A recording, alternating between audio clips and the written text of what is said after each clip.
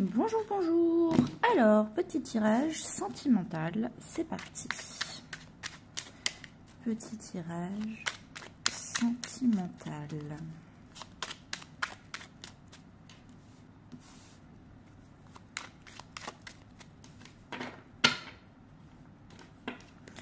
Alors, état actuel, blocage ou conseil issu dans 4 semaines, synthèse générale.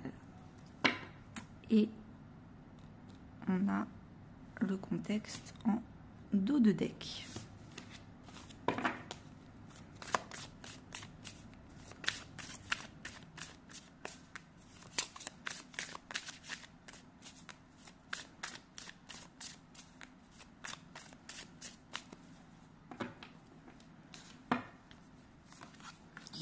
État actuel, blocage, conseil, issu dans 4 semaines et synthèse générale.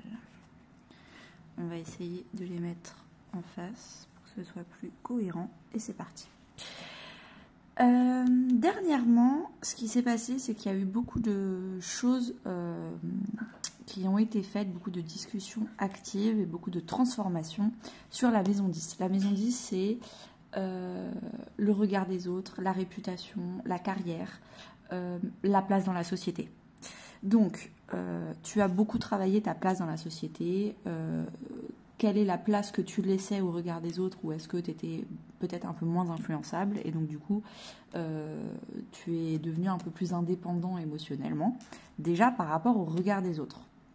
Donc dernièrement, tu t'es peut-être pas occupé de ta vie sentimentale parce que tu avais des priorités sur d'autres maisons que ta maison 7. La maison 7, c'est plutôt l'engagement et la vie de couple, pas que, mais ça en fait partie.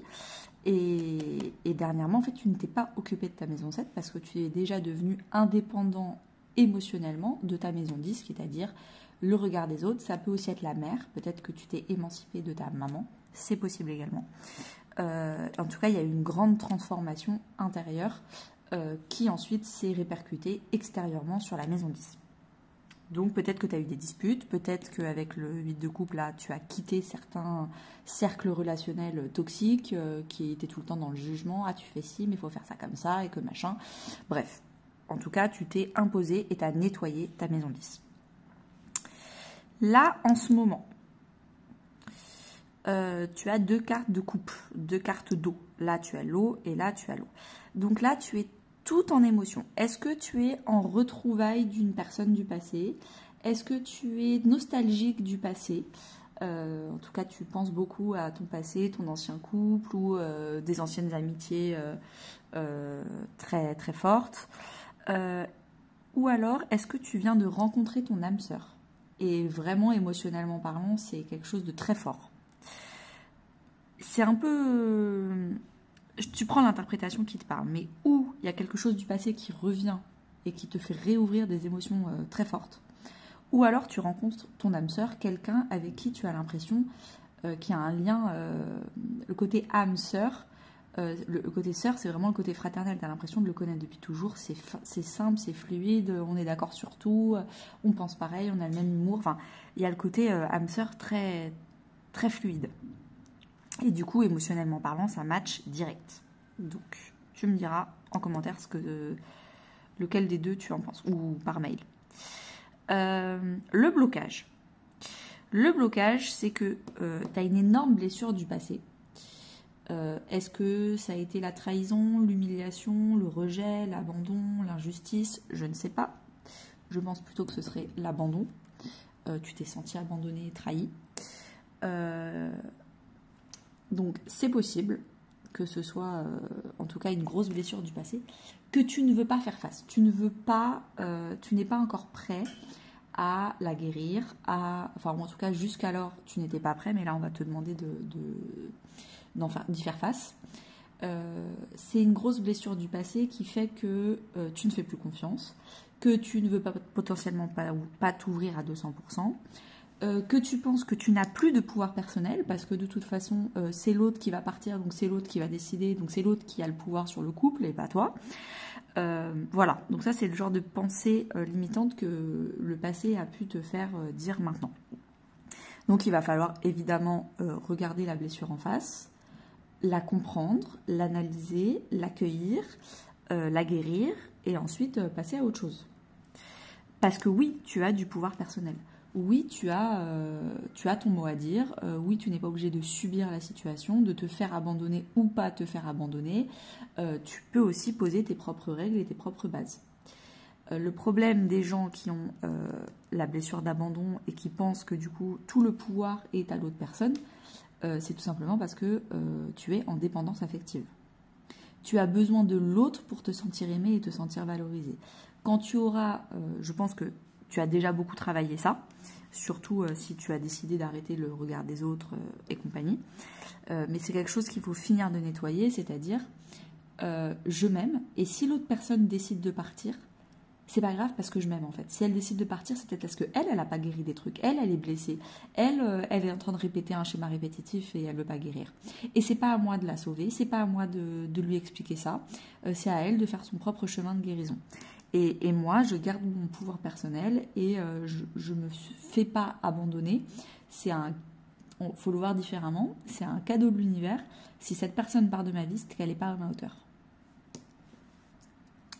Le conseil. Et j'adore ce conseil, c'est une de mes cartes, où j'ai presque envie de dire, presque ma carte préférée dans le tarot. L'ermite. Il faut aller voir le passé, donc faire une énorme introspection, aller analyser tout ce qui s'est passé dans le passé, ne plus fermer les yeux, c'est fini. On arrête le déni de mettre des trucs sous le tapis, là on prend le tapis, on le renverse et on voit ce qu'il y a dessous.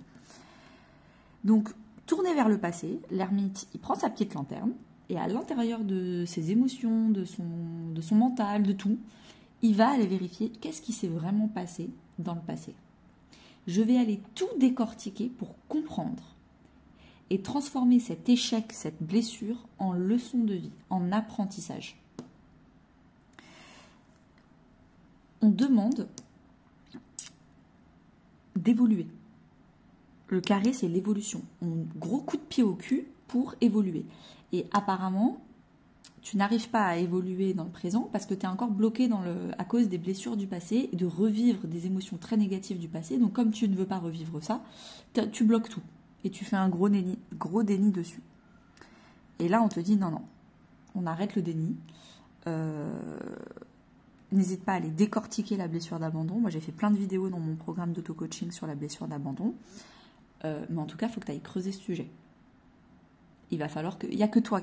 Avec l'ermite, c'est pas le pape ou je sais pas quoi, on va aller voir un mentor, un coach, un thérapeute. Non.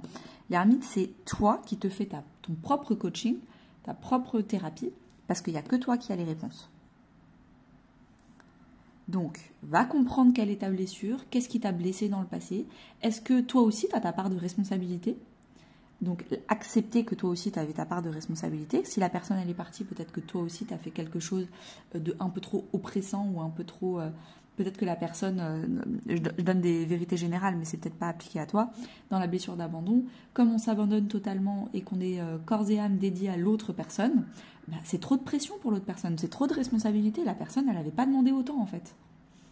Donc, c'est possible également. Donc, ça, c'est le conseil.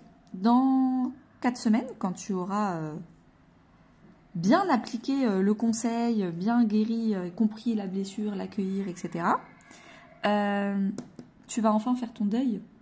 Tu vas enfin pouvoir tourner la page, tu vas enfin pouvoir digérer toutes les blessures qu'il y avait à digérer, arrêter de culpabiliser, guérir la blessure d'abandon, voir les choses différemment. Tu vas comprendre différemment ce qui s'est passé, parce que tu auras pris ta part de responsabilité, parce que tu auras compris que la personne, elle aussi, elle était blessée, et elle aussi, elle répète des schémas, et que voilà, ça aide pas dans le schmilblick. Et voilà, en fait. Donc, tu vas comprendre les choses différemment, tu vas comprendre ta blessure d'abandon différemment, et tout ça, ce sera guéri. La synthèse générale, c'est que tu es buté. Et c'est pour ça qu'on te demande de réfléchir différemment et d'aller creuser un peu plus le sujet, pas à première couche, mais 3e, 4e, 10e couche. Parce que tu es buté, tu es persuadé d'avoir raison dans cette histoire. C'est normal que tu sois blessé, c'est toi la victime, il fallait pas faire comme ça, c'est inadmissible. c'est vraiment la carte de j'ai raison, les autres ont tort. La carte de l'inflexibilité et de la personne butée. Et là, on te dit, à partir du moment où tu vas comprendre les choses différemment et tu vas comprendre avec un peu plus de flexibilité l'histoire, qu'en fait, il n'y a pas qu'un seul point de vue, mais il y en a plusieurs, ça va te libérer pour le reste de ta vie. Donc, il y a des ajustements à faire. Et j'adore cette carte, apprendre par l'expérience, parce qu'elle rejoint l'ermite. Transformer un échec en leçon de vie. Transformer le passé en apprentissage. Cette carte, c'est la même chose. Donc, si tu veux absolument rester coincé dans le passé, bah continue comme ça. Mais je pense que tu es suffisamment intelligent, flexible et en acceptation de remise en question. Surtout avec tout ce que tu as fait là. Avec la maison 10, c'est vraiment pas facile. C'est une des pires maisons à travailler, j'ai envie de te dire. Là, franchement, il y a une belle remise en question, une belle compréhension du passé. On remet l'église au centre du village, on fait un deuil et on passe à autre chose. Et peut-être que du coup, on pourra accueillir beaucoup plus simplement et joliment cet amour du début là, qui est là, mais qui apparemment est coincé à cause du passé, qui est tiré vers le bas, et c'est dommage. Ok, et ben merci beaucoup, et à très bientôt.